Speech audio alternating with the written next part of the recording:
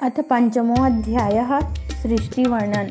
नारद जी ने पूछा, पिताजी, आप केवल मेरे ही नहीं सबके पिता, समस्त देवताओं से श्रेष्ठ एवं सृष्टि करता हैं। आपको मेरा प्रणाम है। अब मुझे वह ज्ञान दीजिए जिसे आत्म तत्व का साक्षात्कार हो जाता है। पिताजी, इस संसार का क्या लक्षण है? इसका आधार क्या है? इसका निर्माण किसने किया है? इसका प्रलय किसमें होता है?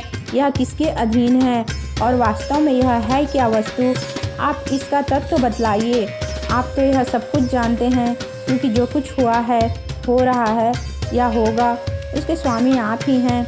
यह सारा संसार हथेली पर रखे हुए आंवले के समान आपकी ज्ञान दृष्टि के अंतर्गत ही है। पिताजी, आपको यह ज्ञान कहाँ से मिला? आप किसके आधार पर ठहरे हुए हैं? आपका स्वामी कौन है और आपका स्वरूप क्या है? आप अकेले ही अपनी माया से पंचभूतों के द्वारा प्राणियों की सृष्टि कर लेते हैं। कितना अद्भुत है!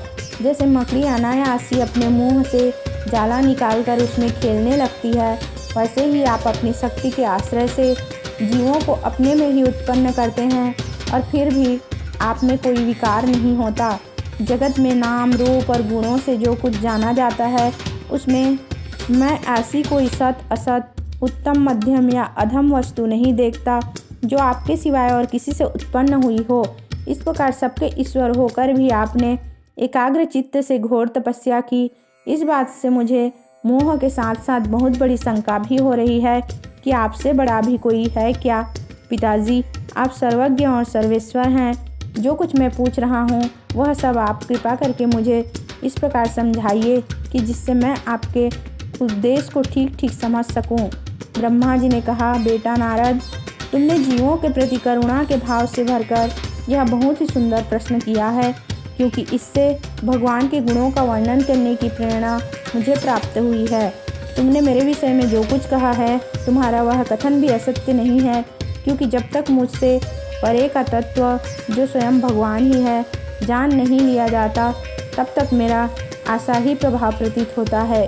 जैसे सूर्य, अग्नि, चंद्रमा, ग्रह, नक्षत्र और तारे उन्हीं के प्रकाश से प्रकाशित होकर जगत में प्रकाश फैलाते हैं, वैसे ही मैं उन्हीं स्वयं प्रकाश भगवान के चिन्मय प्रकाश से प्रकाशित होकर संसार को प्रकाशित कर रहा हूँ। उन भगवान वासुदेव की मैं वंदना करता हूँ और ध्यान भी, जिनकी दुर्जय माया से मोहित होकर लोग मुझे जगत गुरु कहते हैं। यह माया तो उनकी आंखों के सामने ठहरती ही नहीं, झेप कर दूर से ही भाग जाती है, परंतु संसार के अज्ञानी जन उसी से मोहित होकर यह मैं हूँ, यह मेरा है, इस प्रकार बकते रहते हैं। भगवत स्वरूप नारद, द्रव्य, कर्म, काल, स्वभाव और जीव वास्तव में भगवान से भिन्न दूसरी कोई भी वस्तु नहीं है।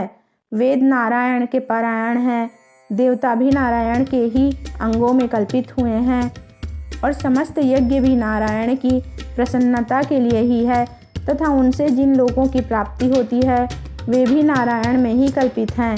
सब प्रकार के योग भी नारायण की प्राप्ति के ही हेतु हैं। सारी तपस्याएं नारायण की ओर ही ले जाने वाली है। ज्ञान के द्वारा भी नारायण ही जाने जाते हैं। समस्त साध्य और साधनों का पर्यवसान भगवान नारायण में ही है। वे दृष्टा होने पर भी ईश्वर हैं, स्वामी हैं, निर्विकार होने पर भी सर्वस्वरूप हैं। उन्होंने ही मुझे बनाया है और उनकी दृष्टि से ही प्रेरित होकर मैं उनके इच्छा अनुसार सृष्टि रचना करता हूँ। भगवान माया के गुणों से रहित एवं अनंत हैं। सृष्टि, स्थिति और प्रलय के लिए रजोगुण, सत्वगुण और तमोगुण, वे तीन गुण माया के द्वारा उनमें स्वीकार किए गए हैं।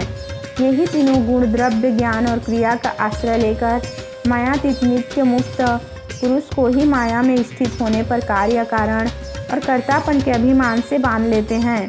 नारद, इंद्रियातीत भगवान गुणों के इन तीन आवरणों से अपने स्वरूप को भली भांति ढक लेते हैं, इसलिए लोग उनको नहीं जान पाते। सारे संसार के और मेरे भी एकमात्र स्वामी वे ही हैं। मायापति भगवान ने एक से बहुत होने की इच्छा होने पर अपनी माया से अपने स्वरूप में स्वयं प्राप्त काल, कर्म और स्वभाव को स्वीकार कर लिया। भगवान की शक्ति से ही काल ने तीनों गुणों में क्षोभ उत्पन्न कर दिया, स्वभाव ने उन्हें रूपांतरित कर दिया और कर्म ने महत्त्व को जन्म दिया। रजोगुण और सत्वगुण की वृद्धि होने पर महत्त्व का जो विकार हुआ उससे ज्ञान, क्रिया और द्रव्य रूप तमह प्रधान विकार हुआ, वह अहंकार कहलाया और विकार को प्राप्त होकर 3 प्रकार का हो गया। उसके भेद हैं वैकारिक, तेजस और तामस। नारद जी, वे क्रमशः ज्ञान शक्ति, क्रिया शक्ति और द्रव्य शक्ति प्रधान हैं। जब 5 महाभूतों के कारण रूप तामस अहंकार में विकार हुआ तब उससे आकाश की उत्पत्ति हुई। आकाश की तन्मात्रा और गुण शब्द हैं। इस शब्द के द्वारा ही दृष्टा और दृश्य का बोध होता है। जब आकाश में विकार हुआ तब उससे वायु की उत्पत्ति हुई। उसका गुण स्पर्श है। अपने कारण का गुण आ जाने से यह शब्द वाला भी है। इंद्रियों में स्फूर्ति, शरीर में जीवनी शक्ति, ओज और बल इसी के रूप हैं। काल, कर्म और स्वभाव से वायु में भी विकार हुआ, उससे तेज की उत्पत्ति हुई। इसका प्रभाव गुण रूप है। साथ ही इसके कारण आकाश और वायु के गुण शब्द एवं स्पर्श भी इसमें है। तेज के विकार से जल की उत्पत्ति हुई। इसका गुण है रस। कारण तत्वों को गुण शब्द, स्पर्श और रूप भी इसमें है। जल के विकार से पृथ्वी की उत्पत्ति हुई। इसका गुण है गंध। कारण के गुण कार्य में आते हैं। इस न्याय से शब्द, स्पर्श, रूप और रस ये चारों गुण भी इसमें विद्यमान हैं। वैकारिक अहंकार से मन की और इंद्रियों के 10 अधिष्ठात्री देवताओं की भी उत्पत्ति हुई। उनके नाम हैं दिशा, वायु, सूर्य, वरुण, अश्विनी कुमार, अग्नि, इंद्र, विष्णु, मित्र और प्रजापति। तेजस अहंकार के विकार से श्रोत्र, त्वचा, नेत्र, जिह्वा और घ्राण ये 5 जननेंद्रिय एवं वाक, हस्त, पाद, गुदा और जननेंद्रिय ये 5 कर्मेंद्रियां उत्पन्न हुई। साथ ही ज्ञान शक्ति रूप बुद्धि और क्रिया शक्ति रूप प्राण भी तेजस अहंकार से ही उत्पन्न हुए। श्रेष्ठ ब्रह्मविद, जिस समय ये पंचभूत, इंद्रिय, मन और सत्व आदि तीनों गुण परस्पर संगठित नहीं थे तब अपने रहने के लिए भोगों के साधन रूप शरीर की रचना नहीं कर सके। जब भगवान ने इन्हें अपनी शक्ति से प्रेरित किया तब वे तत्व परस्पर एक दूसरे के साथ मिल गए और उन्होंने आपस में कार्य कारण भाव स्वीकार करके विशिष्ट, समशिष्ट रूप, पिंड और ब्रह्मांड दोनों की रचना की।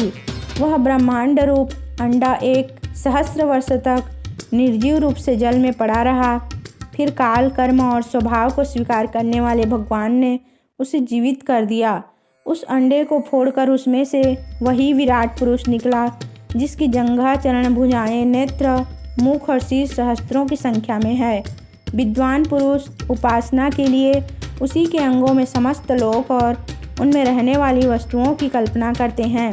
उसकी कमर से नीचे के अंगों में 7 पाताल की और उसके पेट से ऊपर के अंगों में 7 स्वर्ग की कल्पना की जाती है। ब्राह्मण इस विराट पुरुष का मुख है, भुजाएं क्षत्रिय हैं, जांघों से वैश्य और पैरों से शूद्र उत्पन्न हुए।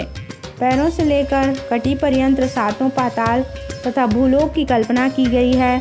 नाभि में भुवरलोक की, हृदय में स्वरलोक की और परमात्मा के वक्ष स्थल में महरलोक की कल्पना की गई है। उसके गले में जनलोक, दोनों स्तनों में तपोलोक और मस्तक में ब्रह्म का नित्य निवास स्थान सत्यलोक है। उस विराट पुरुष की कमर में अतल, जांघों में वितल, घुटनों में पवित्र सुतल लोक और जंघाओं में तलातल की कल्पना की गई है। एड़ी के ऊपर की गांठों में महातल, पंजे और एड़ियों में रसातल और तलुओं में पाताल समझना चाहिए। इस प्रकार विराट पुरुष सर्वलोकमय है। विराट भगवान के अंगों में इस प्रकार भी लोकों की कल्पना की जाती है कि उनके चरणों में पृथ्वी है, नाभि में भुवरलोक है और सिर में स्वर्गलोक है।